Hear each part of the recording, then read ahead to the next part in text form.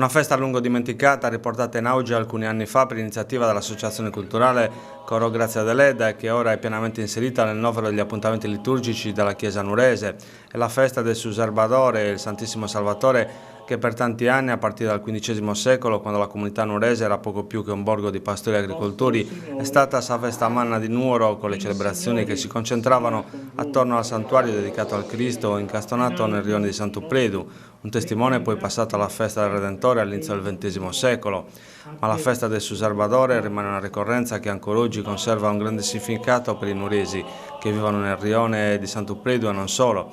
Ieri la tradizione si è rinnovata con la Santa Messa concelebrata nel sagrato del piccolo santuario da Don Giovanni Maria Chiesa, parroco della cattedrale, insieme a Monsignor Salvatore Floris e a Don Giovannino Puggioni. Una liturgia animata dal coro Grazia Deledda che ha intonato canti sacri in sardo.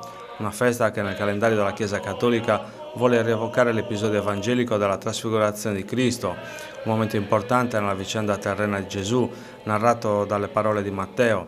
I discepoli Pietro, Giacomo e Giovanni si trovavano in compagnia di Gesù quando il Cristo venne illuminato da una luce abbagliante che fece diventare le sue vesti candide. Il Messia venne visto interloquire alla pari con Mosè e il profeta Elia.